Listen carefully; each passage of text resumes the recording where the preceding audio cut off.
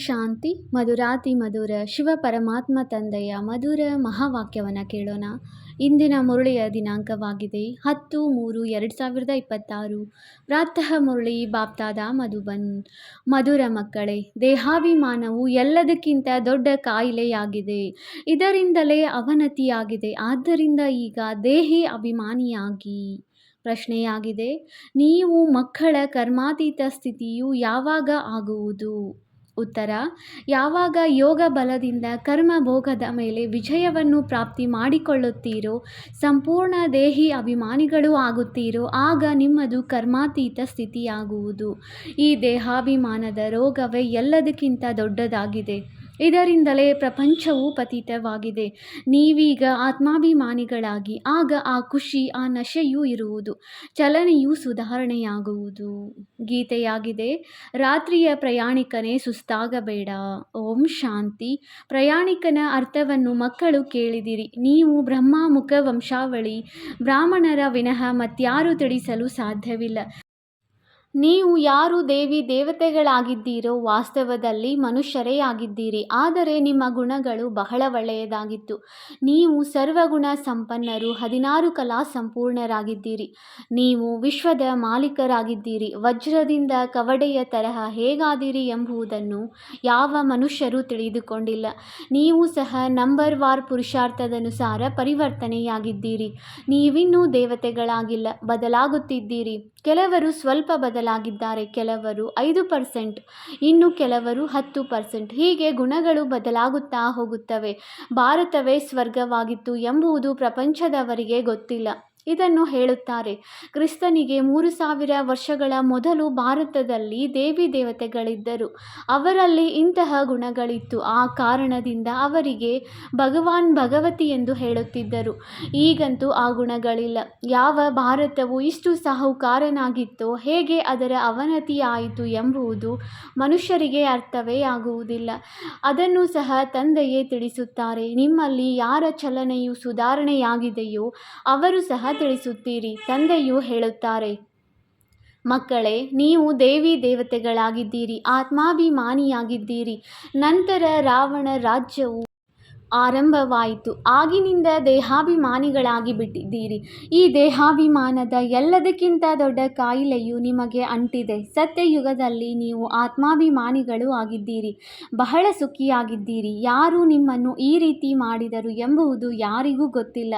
ತಂದೆಯು ತಿಳಿಸುತ್ತಾರೆ, ಮಕ್ಕಳೇ, ನಿಮ್ಮದು ಏಕೆ ಅವನತಿಯಾಯಿತು? ತಮ್ಮ ಧರ್ಮವನ್ನು ಮರೆತು ಬಿಟ್ಟಿದ್ದೀರಿ. ಭಾರತವು ಬಹಳ ಕನಿಷ್ಠವಾಯಿತು. ಅದಕ್ಕೆ ಮೂಲ ಕಾರಣವೇನು? ದೇಹಾಭಿಮಾನ. ಡ್ರಾಮಾದಲ್ಲಿ ಇದು ಸಹ ಮಾಡಲ್ಪಟ್ಟಿದೆ. ಯಾವ ಭಾರತವು ಇಷ್ಟು ಸಾಹುಕಾರನಾಗಿತ್ತೋ ಅದು ಹೇಗೆ ಬಡ ದೇಶವಾಯಿತು? ಆದಿ ಸನಾತನ ದೇವಿ ದೇವತಾ ಧರ್ಮದವರಾಗಿದ್ದ ನಾವು ಹೇಗೆ ಧರ್ಮಭ್ರಷ್ಟ ಕರ್ಮಭ್ರಷ್ಟರಾದೆವು ಎಂಬುದನ್ನು ಮನುಷ್ಯರು ತಿಳಿದುಕೊಂಡಿಲ್ಲ. ತಂದೆಯು ತಿಳಿಸುತ್ತಾರೆ, ರಾವಣ ರಾಜ್ಯವಾದಾಗಿನಿಂದ ನೀವು ದೇಹಾಭಿಮಾನಿಗಳಾದಿರಿ. ಆದ್ದರಿಂದ ನಿಮ್ಮದು ಈ ಗತಿಯಾಗತೊಡಗಿತು. ಹೇಗೆ ಅವನತಿಯಾಯಿತೆಂದು ಏಣಿಯ ಚಿತ್ರದಲ್ಲಿಯೂ ತೋರಿಸಿದ್ದಾರೆ. ಕನಿಷ್ಠರಾಗುವುದಕ್ಕೂ ಮುಖ್ಯ ಕಾರಣ ದೇಹಾಭಿಮಾನವಾಗಿದೆ. ಇದನ್ನು ಸಹ ತಂದೆಯು ತಿಳಿಸುತ್ತಾರೆ. ಶಾಸ್ತ್ರಗಳಲ್ಲಿ ಕಲ್ಪದ ಆಯಸ್ಸು ಲಕ್ಷಾಂತರ ವರ್ಷಗಳೆಂದು ಬರೆದಿದ್ದಾರೆ. ಈಗಿನ ಬುದ್ಧಿವಂತರು ಕ್ರಿಶ್ಚಿಯನರಾಗಿದ್ದಾರೆ. ಅವರು ಸಹ ಹೇಳುತ್ತಾರೆ, ಕ್ರಿಸ್ತನಿಗೆ 3000 ವರ್ಷಗಳ ಮೊದಲು ಸ್ವರ್ಗವಿತ್ತು. ಪ್ರಾಚೀನ ಭಾರತವೇ ಆಗಿತ್ತು. ಯಾವುದಕ್ಕೆ ಸ್ವರ್ಗ, ಹೆವನ್ ಎಂದು ಹೇಳಲಾಗುತ್ತದೆ ಎಂಬುದನ್ನು ಭಾರತವಾಸಿಗಳೇ ತಿಳಿದುಕೊಂಡಿಲ್ಲ. ಈಗಂತೂ ಭಾರತದ ಪೂರ್ಣ ಚರಿತ್ರೆ ಭೂಗೋಳವನ್ನು ತಿಳಿದುಕೊಂಡೇ ಇಲ್ಲ. ಕೆಲವು ಮಕ್ಕಳಲ್ಲಿ ಸ್ವಲ್ಪ ಜ್ಞಾನವಿದ್ದರೂ ಸಹ ದೇಹಾಭಿಮಾನವು ಬಂದು ಬಿಡುತ್ತದೆ. ನಮ್ಮ ಹಾಗೆ ಯಾರೂ ಇಲ್ಲವೆಂದು ತಿಳಿದುಕೊಳ್ಳುತ್ತಾರೆ. ಭಾರತದ ಇಂತಹ ದುರ್ದಶೆ ಏಕಾಯಿತು ಎಂಬುದನ್ನು ತಂದೆಯೇ ತಿಳಿಸುತ್ತಾರೆ. ಪತಿತ ಪಾವನ ಬನ್ನಿ, ಬಂದು ರಾಮರಾಜ್ಯವನ್ನು ಸ್ಥಾಪನೆ ಮಾಡಿ ಎಂದು ಬಾಪೂಜಿಯು ಸಹ ಹೇಳುತ್ತಿದ್ದರು. ಆತ್ಮಕ್ಕೆ ಅವಶ್ಯವಾಗಿ ತಂದೆಯಿಂದ ಎಂದಾದರೂ ಸುಖ ಸಿಕ್ಕಿದೆ. ಆದ್ದರಿಂದಲೇ ಪತಿತ ಪಾವನನನ್ನು ನೆನಪು ಮಾಡುತ್ತಾರೆ. ತಂದೆಯು ತಿಳಿಸುತ್ತಾರೆ, ನನ್ನ ಮಕ್ಕಳು ಯಾರು ಶೂದ್ರರಿಂದ ಬ್ರಾಹ್ಮಣರಾಗುವರೋ ಅವರು ಸಹ ಪೂರ್ಣ ಆತ್ಮಾಭಿಮಾನಿಗಳು ಆಗುವುದಿಲ್ಲ. ಪದೇ ಪದೇ ದೇಹಾಭಿಮಾನದಲ್ಲಿ ಬಂದು ಬಿಡುತ್ತಾರೆ. ಇದು ಎಲ್ಲದಕ್ಕಿಂತ ಹಳೆಯ ರೋಗವಾಗಿದೆ. ಇದರಿಂದಲೇ ಈ ಗತಿಯುಂಟಾಗಿದೆ. ದೇಹಿ ಅಭಿಮಾನಿಗಳು ಆಗುವುದರಲ್ಲಿ ಬಹಳ ಪರಿಶ್ರಮವಿದೆ. ಎಷ್ಟು ದೇಹಿ ಅಭಿಮಾನಿಗಳು ಆಗುತ್ತೀರೋ ಅಷ್ಟು ತಂದೆಯನ್ನು ನೆನಪು ಮಾಡುತ್ತೀರಿ ಮತ್ತು ಅಪಾರ ಖುಷಿ ಇರಬೇಕು. ಗಾಯನವೂ ಇದೆ. ಪರಬ್ರಹ್ಮದಲ್ಲಿರುವ ಪರಮಾತ್ಮನನ್ನು ಪಡೆಯುವ ಇಚ್ಛೆ ಇತ್ತು. ಅವರು ಸಿಕ್ಕಿಬಿಟ್ಟರು. ಅವರಿಂದ 21 ಜನ್ಮಗಳ ಆಸ್ತಿಯು ಸಿಗುತ್ತದೆ ಅಂದ ಮೇಲೆ ಇನ್ನೇನು ಬೇಕು? ನೀವು ಕೇವಲ ದೇಹಿ ಅಭಿಮಾನಿಯಾಗಿ ನನ್ನೊಬ್ಬನನ್ನೇ ನೆನಪು ಮಾಡಿ. ಬಲೆ, ಗೃಹಸ್ಥ ವ್ಯವಹಾರದಲ್ಲಿ ಇರಿ. ಇಡೀ ಪ್ರಪಂಚವು ದೇಹಾಭಿಮಾನದಲ್ಲಿದೆ. ಯಾವ ಭಾರತವು ಇಷ್ಟು ಶ್ರೇಷ್ಠವಾಗಿತ್ತೋ ಅದರ ಅವನತಿ ಹೇಗಾಯಿತು? ಚರಿತ್ರೆ ಭೂಗೋಳವೇನು ಎಂಬುದನ್ನು ಯಾರೂ ತಿಳಿಸಲು ಸಾಧ್ಯವಿಲ್ಲ. ಈ ಮಾತುಗಳು ಯಾವುದೇ ಶಾಸ್ತ್ರಗಳಲ್ಲಿ ಇಲ್ಲ. ದೇವತೆಗಳು ಆತ್ಮಾಭಿಮಾನಿಗಳಾಗಿದ್ದರು. ಅವರಿಗೆ ತಿಳಿದಿತ್ತು ಒಂದು ದೇಹವನ್ನು ಬಿಟ್ಟು ಇನ್ನೊಂದನ್ನು ತೆಗೆದುಕೊಳ್ಳಬೇಕು ಎಂದು. ಆದರೆ ಅವರು ಪರಮಾತ್ಮ ಅಭಿಮಾನಿಯಾಗಿರಲಿಲ್ಲ. ಎಷ್ಟು ನೀವು ತಂದೆಯನ್ನು ನೆನಪು ಮಾಡುತ್ತೀರೋ, ದೇಹಿ ಅಭಿಮಾನಿಯಾಗಿರುತ್ತೀರೋ ಅಷ್ಟು ಮಧುರರಾಗಿರುತ್ತೀರಿ.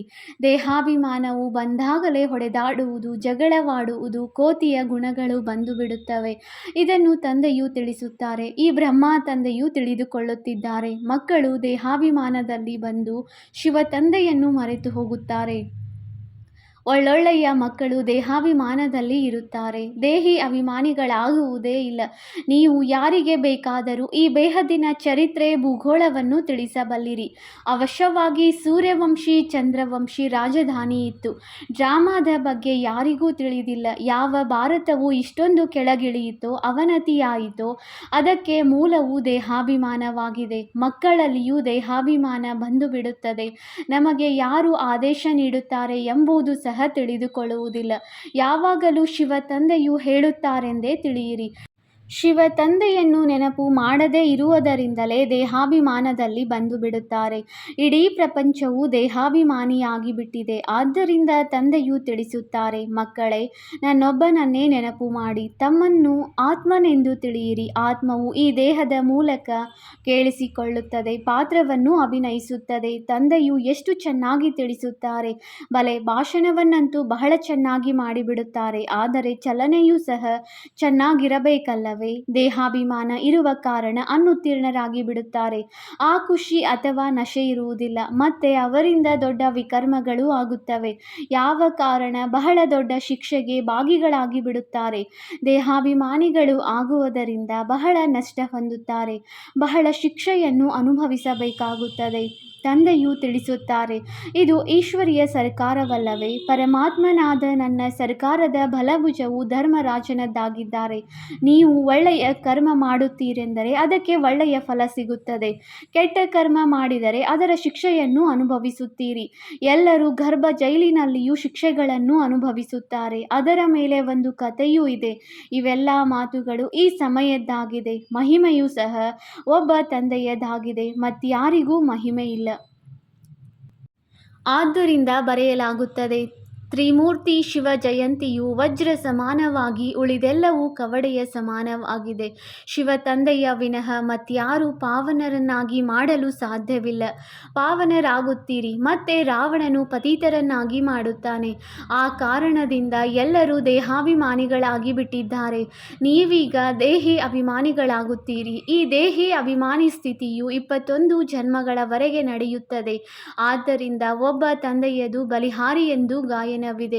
ಭಾರತವನ್ನು ಸ್ವರ್ಗವನ್ನಾಗಿ ಮಾಡುವವರು ಶಿವ ತಂದೆಯಾಗಿದ್ದಾರೆ. ಅವರು ಯಾವಾಗ ಬಂದರು ಎಂಬುದು ಯಾರಿಗೂ ತಿಳಿದಿಲ್ಲ. ಅವರ ಚರಿತ್ರೆಯಂತೂ ಮೊಟ್ಟ ಮೊದಲು ಇರಬೇಕು. ಪರಮಪಿತ ಪರಮಾತ್ಮನಿಗೆ ಶಿವನೆಂದು ಹೇಳಲಾಗುತ್ತದೆ.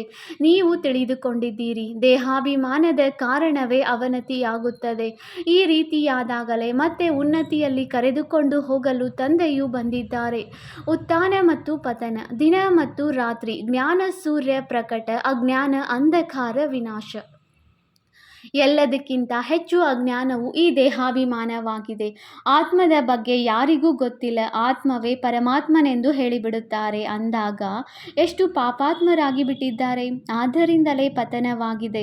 84 ಜನ್ಮಗಳನ್ನು ತೆಗೆದುಕೊಂಡಿದ್ದೀರಿ. ಏಣಿಯನ್ನು ಕೆಳಗಿಳಿಯುತ್ತಾ ಬಂದಿದ್ದೀರಿ. ಈ ಆಟವು ಮಾಡಲ್ಪಟ್ಟಿದೆ. ವಿಶ್ವದ ಈ ಚರಿತ್ರೆ ಭೂಗೋಳವನ್ನು ನೀವು ಮಕ್ಕಳೇ ತಿಳಿದುಕೊಂಡಿದ್ದೀರಿ. ಮತ್ಯಾರೂ ತಿಳಿದುಕೊಂಡಿಲ್ಲ. ವಿಶ್ವದ ಅವನತಿ ಹೇಗಾಯಿತು? ವಿಜ್ಞಾನದಿಂದ ಬಹಳಷ್ಟು ಅನ್ವೇಷಣೆಯಾಗಿದೆ ಎಂದು ಅವರು ತಿಳಿಯುತ್ತಾರೆ. ಆದರೆ ಪ್ರಪಂಚವು ಇನ್ನೂ ಪತಿತ ನರಕವಾಗಿ ಬಿಟ್ಟಿದೆ ಎಂಬುದನ್ನು ತಿಳಿದುಕೊಳ್ಳುವುದಿಲ್ಲ. ದೇಹಾಭಿಮಾನವು ಬಹಳ ಇದೆ. ತಂದೆಯು ತಿಳಿಸುತ್ತಾರೆ, ನೀವೀಗ ದೇಹಿ ಅಭಿಮಾನಿಗಳು ಆಗಬೇಕಾಗಿದೆ. ಒಳ್ಳೊಳ್ಳೆಯ ಮಹಾರಥಿಗಳು ಅನೇಕರಿದ್ದಾರೆ, ಬಹಳ ಚೆನ್ನಾಗಿ ಜ್ಞಾನವನ್ನು ತಿಳಿಸುತ್ತಾರೆ. ಆದರೆ ದೇಹಾಭಿಮಾನವು ಕಳೆದಿಲ್ಲ. ದೇಹಾಭಿಮಾನದ ಕಾರಣ ಕೆಲವರಲ್ಲಿ ಕ್ರೋಧದ ಅಂಶ, ಕೆಲವರಲ್ಲಿ ಮೋಹದ ಅಂಶ ಒಂದಲ್ಲ ಒಂದು ಇರುತ್ತದೆ. ಗುಣಗಳನ್ನು ಸುಧಾರಣೆ ಮಾಡಿಕೊಳ್ಳಬೇಕಲ್ಲವೇ? ಬಹಳ ಬಹಳ ಮಧುರರಾಗಬೇಕು. ಆದ್ದರಿಂದಲೇ ಸತ್ಯಯುಗದಲ್ಲಿ ಹಸು, ಹುಲಿ ಒಂದೇ ಕಡೆ ನೀರು ಕುಡಿಯುತ್ತವೆ ಎಂದು ಉದಾಹರಣೆ ಕೊಡುತ್ತಾರೆ. ಅಲ್ಲಿ ಇಂತಹ ದುಃಖ ಕೊಡುವ ಪ್ರಾಣಿಗಳು ಇರುವುದೇ ಇಲ್ಲ. ಈ ಮಾತುಗಳನ್ನು ಕೆಲವರೇ ತಿಳಿದುಕೊಳ್ಳುತ್ತಾರೆ. ತಿಳಿದುಕೊಳ್ಳುವವರು ನಂಬರ್ವಾರ್ ಇದ್ದಾರೆ. ಕರ್ಮ ಭೋಗವು ಕಳೆದು ಕರ್ಮಾತೀತ ಸ್ಥಿತಿಯಾಗುವುದು ಪರಿಶ್ರಮವಿದೆ. ಬಹಳ ದೇಹಾಭಿಮಾನದಲ್ಲಿ ಬರುತ್ತಾರೆ. ನಮಗೆ ಈ ಮತವನ್ನು ಯಾರು ಕೊಡುತ್ತಾರೆ? ಶ್ರೀಮತವು ಶ್ರೀಕೃಷ್ಣನ ಮೂಲಕ ಹೇಗೆ ಸಿಗುತ್ತದೆ ಎಂಬುದೇ ಅರ್ಥವಾಗುವುದಿಲ್ಲ. ಶಿವ ತಂದೆಯು ತಿಳಿಸುತ್ತಾರೆ, ನಾನು ಈ ಬ್ರಹ್ಮನಿಲ್ಲದೆ ಶ್ರೀಮತವನ್ನು ಹೇಗೆ ಕೊಡಲಿ? ನನ್ನ ಶಾಶ್ವತ ರಥವು ಇವರಾಗಿದ್ದಾರೆ. ಅಂದಾಗ ದೇಹಾಭಿಮಾನದಲ್ಲಿ ಬಂದು ಉಲ್ಟಾ ಸುಲ್ಟಾ ಕಾರ್ಯಗಳನ್ನು ಮಾಡಿ ಸುಮ್ಮನೆ ತಮಗೆ ನಷ್ಟ ಮಾಡಿಕೊಳ್ಳಬೇಡಿ. ಹಾಗಿದ್ದರೆ ಗತಿ ಏನಾಗುವುದು? ಬಹಳ ಕಡಿಮೆ ಪದವಿ ಪಡೆಯುತ್ತೀರಿ. ವಿದ್ಯಾವಂತರ ಮುಂದೆ ಅವಿದ್ಯಾವಂತರು ತಲೆಬಾಗುತ್ತಾರೆ. ಭಾರತದ ಚರಿತ್ರೆ ಭೂಗೋಳ ಯಾವುದು ಪೂರ್ಣ ಇರಬೇಕೋ ಅದು ಇಲ್ಲವೆಂದು ಅನೇಕರು ಹೇಳುತ್ತಾರೆ. ಆಗ ಅವರಿಗೆ ತಿಳಿಸಬೇಕಾಗಿದೆ, ನಿಮ್ಮ ವಿನಃ ಮತ್ಯಾರೂ ತಿಳಿಸಲು ಸಾಧ್ಯವಿಲ್ಲ. ಆದರೆ ದೇಹಿ ಅಭಿಮಾನಿ ಸ್ಥಿತಿಯೂ ಬೇಕು. ಅವರೇ ಶ್ರೇಷ್ಠ ಪದವಿಯನ್ನು ಪಡೆಯುತ್ತಾರೆ. ಈಗಂತೂ ಯಾರದು ಕರ್ಮಾತೀತ ಸ್ಥಿತಿಯಾಗಿಲ್ಲ. ಇವರಿಗಂತೂ ಬ್ರಹ್ಮ ತಂದೆಯವರಿಗಂತೂ ಬಹಳ ಜಂಜಾಟವಿದೆ. ಎಷ್ಟೊಂದು ಚಿಂತೆ ಇರುತ್ತದೆ. ಎಲ್ಲವೂ ಡ್ರಾಮಾ ಅನುಸಾರ ಆಗುತ್ತದೆ ಎಂದು ಬಲೆ ತಿಳಿದುಕೊಳ್ಳುತ್ತಾರೆ. ಆದರೂ ಸಹ ತಿಳಿಸುವುದಕ್ಕಾಗಿ ಯುಕ್ತಿಗಳನ್ನು ರಚಿಸಬೇಕಲ್ಲವೇ? ಆದ್ದರಿಂದ ಈ ತಂದೆಯು ಹೇಳುತ್ತಾರೆ, ನನಗಿಂತಲೂ ನೀವು ಹೆಚ್ಚು ದೇಹಿ ಅಭಿಮಾನಿಗಳು ಆಗಬಹುದು. ನಿಮಗೆ ಯಾವುದೇ ಹೊರೆಯಿಲ್ಲ. ತಂದೆಯ ಮೇಲಂತೂ ಬಹಳ ಹೊರೆಯಿದೆ. ಈ ಪ್ರಜಾಪಿತ ಬ್ರಹ್ಮನೇ ಮುಖ್ಯಸ್ಥರಲ್ಲವೇ? ಆದರೆ ಇವರಲ್ಲಿ ಶಿವ ತಂದೆಯೂ ಕುಳಿತಿದ್ದಾರೆ ಎಂಬುದು ಯಾರಿಗೂ ಗೊತ್ತಿಲ್ಲ. ನಿಮ್ಮಲ್ಲಿಯೂ ಸಹ ಕೆಲವರೇ ಈ ನಿಶ್ಚಯದಲ್ಲಿ ಇರುತ್ತಾರೆ. ಅಂದ ಮೇಲೆ ವಿಶ್ವದ ಈ ಚರಿತ್ರೆ ಭೂಗೋಳವನ್ನು ಅರಿತುಕೊಳ್ಳಬೇಕಲ್ಲವೇ? ಭಾರತದಲ್ಲಿ ಸ್ವರ್ಗವು ಯಾವಾಗ ಇತ್ತು, ಮತ್ತೆ ಎಲ್ಲಿ ಹೋಯಿತು, ಹೇಗೆ ಪತನವಾಯಿತು, ಇದು ಯಾರಿಗೂ ತಿಳಿದಿಲ್ಲ. ಎಲ್ಲಿಯವರೆಗೆ ನೀವು ತಿಳಿಸುವುದಿಲ್ಲವೋ ಅಲ್ಲಿಯವರೆಗೆ ಯಾರಿಗೂ ಅರ್ಥವೂ ಆಗುವುದಿಲ್ಲ. ಆದ್ದರಿಂದ ತಂದೆಯು ಆದೇಶ ನೀಡುತ್ತಾರೆ, ಶಾಲೆಗಳಲ್ಲಿಯೂ ವಿಶ್ವದ ಚರಿತ್ರೆ ಭೂಗೋಳವನ್ನು ತಿಳಿಸಬೇಕು.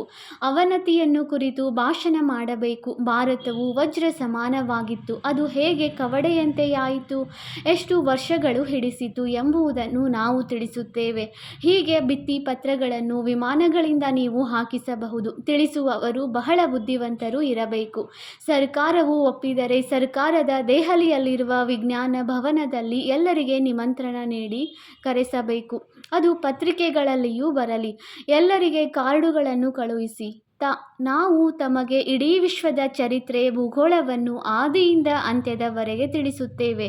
ಅವರು ತಾವಾಗಿಯೇ ಬರುತ್ತಾರೆ, ಹೋಗುತ್ತಾರೆ. ಹಣದ ಮಾತೇ ಇಲ್ಲ. ತಿಳಿದುಕೊಳ್ಳಿ, ನಮಗೆ ಯಾರಾದರೂ ಸಿಕ್ಕಿದರೆ ಉಡುಗೊರೆ ಕೊಟ್ಟರೆ ನಾವು ತೆಗೆದುಕೊಳ್ಳುವುದಿಲ್ಲ. ಸರ್ವಿಸ್ ಮಾಡುವುದಕ್ಕಾಗಿ ಅದನ್ನು ಉಪಯೋಗಿಸುತ್ತೇವೆ, ಬಾಕಿ ನಾವು ತೆಗೆದುಕೊಳ್ಳುವುದಿಲ್ಲ. ತಂದೆಯು ತಿಳಿಸುತ್ತಾರೆ, ನಾನು ನಿಮ್ಮಿಂದ ದಾನವನ್ನು ತೆಗೆದುಕೊಂಡು ಏನು ಮಾಡಲಿ? ಏಕೆಂದರೆ ನಾನು ಮತ್ತೆ ಅದಕ್ಕೆ ತುಂಬಿಕೊಡಬೇಕಾಗುತ್ತದೆ. ನಾನು ಪಕ್ಕಾ ಅಕ್ಕಸಾಲಿಗನಾಗಿದ್ದೇನೆ. ಒಳ್ಳೆಯದು. ಮಧುರಾತಿ ಮಧುರ ಅಗಲಿ ಹೋಗಿ ಮರಳಿ ಸಿಕ್ಕಿರುವ ಮಕ್ಕಳ ಪ್ರತಿ ಮಾತಾಪಿತ ಬಾಪ್ದಾದಾರವರ ನೆನಪು, ಪ್ರೀತಿ ಹಾಗೂ ಸುಪ್ರಭಾತ. ಆತ್ಮಿಕ ಮಕ್ಕಳಿಗೆ ಆತ್ಮಿಕ ತಂದೆಯ ನಮಸ್ತೆ. ನಾವು ಆತ್ಮಿಕ ಮಕ್ಕಳಿಂದ ಆತ್ಮಿಕ ತಂದೆಗೆ ನೆನಪು, ಪ್ರೀತಿ ಹಾಗೂ ನಮಸ್ತೆ ನಮಸ್ತೆ ನಮಸ್ತೆ. ಧಾರಣೆಗಾಗಿ ಮುಖ್ಯ ಸಾರ. ಪಾಯಿಂಟ್ ನಂಬರ್ 1, ದೇಹಾಭಿಮಾನದಲ್ಲಿ ಬಂದು ಯಾವುದೇ ಉಲ್ಟಾ ಸುಲ್ಟಾ ಕಾರ್ಯ ಮಾಡಬಾರದು. ದೇಹಿ ಅಭಿಮಾನಿಗಳಾಗುವ ಸಂಪೂರ್ಣ ಪುರುಷಾರ್ಥ ಮಾಡಬೇಕಾಗಿದೆ. ತಮ್ಮ ಚಲನೆಯನ್ನು ಸುಧಾರಣೆ ಮಾಡಿಕೊಳ್ಳುತ್ತಾ ಇರಬೇಕಾಗಿದೆ. ಪಾಯಿಂಟ್ ನಂಬರ್ 2, ಬಹಳ ಬಹಳ ಮಧುರ ಶೀತಲರಾಗಬೇಕಾಗಿದೆ. ಒಳಗೆ ಕ್ರೋಧ ಮೋಹದ ಯಾವ ಭೂತವಿದೆಯೋ ಅದನ್ನು ತೆಗೆದುಹಾಕಬೇಕಾಗಿದೆ. ವರದಾನ: ಗೌರವ ಕೊಡುವುದರ ರೆಕಾರ್ಡನ್ನು ಸರಿಯಾಗಿ ಇಟ್ಟುಕೊಂಡು ಖುಷಿಯ ಮಹಾದಾನ ಮಾಡುವಂತಹ ಪುಣ್ಯ ಆತ್ಮ ಭವ. ವರ್ತಮಾನ ಸಮಯದಲ್ಲಿ 4 ಕಡೆಗಳಲ್ಲಿ ಗೌರವ ಕೊಡುವ ರೆಕಾರ್ಡನ್ನು ಸರಿಪಡಿಸಿಕೊಳ್ಳುವ ಅವಶ್ಯಕತೆ ಇದೆ. ನಂತರದಲ್ಲಿ ಇದೇ ಹಾಡು 4 ಕಡೆಗಳಲ್ಲಿ ಮೊಳಗುವುದು. ರಿಗಾರ್ಡ್: ಗೌರವ ಕೊಡುವುದು ಮತ್ತು ತೆಗೆದುಕೊಳ್ಳುವುದು. ಕಿರಿಯರಿಗೂ ಗೌರವ ಕೊಡಿ, ಹಿರಿಯರಿಗೂ ಗೌರವ ಕೊಡಿ. ಈಗ ಈ ರಿಗಾರ್ಡ್ನ ರೆಕಾರ್ಡ್ ಹೊರಬರಬೇಕಾಗಿದೆ. ಹೀಗಾದಾಗ ಖುಷಿಯ ದಾನ ಮಾಡುವಂತಹ ಮಹಾದಾನಿ ಪುಣ್ಯಾತ್ಮರು ಆಗಿಬಿಡುತ್ತೀರಿ. ಯಾರಿಗೇ ಆಗಲಿ ಗೌರವ ಕೊಟ್ಟು ಖುಷಿಪಡಿಸುವುದು ಇದು ಅತಿ ಶ್ರೇಷ್ಠವಾದ ಪುಣ್ಯದ ಕಾರ್ಯವಾಗಿದೆ, ಸೇವೆಯಾಗಿದೆ. ಸ್ಲೋಗನ್: ಪ್ರತಿ ಗಳಿಗೆಯನ್ನು ಅಂತಿಮ ಗಳಿಗೆ ಎಂದು ತಿಳಿದುಕೊಂಡು ನಡೆಯುತ್ತೀರೆಂದರೆ ಎವರಡಿ ಆಗಿರುತ್ತೀರಿ. ಮಾತೇಶ್ವರಿಯವರ ಅಮೂಲ್ಯ ಮಹಾವಾಕ್ಯ. ಪಾಯಿಂಟ್ ನಂಬರ್ 1, ತಮೋಗುಣಿ ಮಾಯೆಯ ವಿಸ್ತಾರ. ಸತೋಗುಣಿ, ರಜೋಗುಣಿ, ತಮೋಗುಣಿ ಈ 3 ಶಬ್ದವನ್ನು ಹೇಳುತ್ತೇವೆ. ಇದನ್ನು ಯಥಾರ್ಥವಾಗಿ ಅರಿತುಕೊಳ್ಳುವುದು ಅವಶ್ಯಕ. ಮನುಷ್ಯರು ತಿಳಿಯುತ್ತಾರೆ ಈ 3 ಗುಣಗಳು ಒಟ್ಟಿಗೆ ನಡೆಯುತ್ತಿರುತ್ತದೆ. ಆದರೆ ವಿವೇಕ ಏನು ಹೇಳುತ್ತದೆ? ಏನು ಈ 3 ಗುಣಗಳು ಒಟ್ಟೊಟ್ಟಿಗೆ ಬರುತ್ತವೆಯೋ ಅಥವಾ 3 ಗುಣಗಳ ಪಾತ್ರ ಬೇರೆ ಬೇರೆ ಯುಗಗಳಲ್ಲಿ ಇರುವುದಾ? ವಿವೇಕವಂತೂ ಹೀಗೆಯೇ ಹೇಳುತ್ತದೆ, ಈ 3 ಗುಣಗಳು ಒಟ್ಟೊಟ್ಟಿಗೆ ನಡೆಯುವುದಿಲ್ಲ. ಯಾವಾಗ ಸತ್ಯ ಯುಗವಿರುತ್ತದೆ ಆಗ ಸತೋಗುಣವಿರುತ್ತದೆ, ದ್ವಾಪರ ಯುಗದಲ್ಲಿ ರಜೋಗುಣವಿರುತ್ತದೆ ಮತ್ತು ಕಲಿಯುಗದಲ್ಲಿ ತಮೋಗುಣವಿರುತ್ತದೆ. ಯಾವಾಗ ಸತೋ ಇರುತ್ತದೆ ಆಗ ತಮೋ ರಜೋ ಇರುವುದಿಲ್ಲ. ಯಾವಾಗ ರಜೋ ಇರುತ್ತದೆ ಆಗ ಸತೋಗುಣ ಇಲ್ಲ. ಈ ಮನುಷ್ಯರು 3 ಗುಣಗಳು ಒಟ್ಟೊಟ್ಟಿಗೆ ನಡೆಯುತ್ತಾ ಬಂದಿದೆ ಎಂದು ಹೀಗೆ ಅರ್ಥ ಮಾಡಿಕೊಂಡು ಕುಳಿತಿದ್ದಾರೆ. ಈ ಮಾತು ಹೇಳುವುದು ಸಂಪೂರ್ಣ ತಪ್ಪಾಗಿದೆ.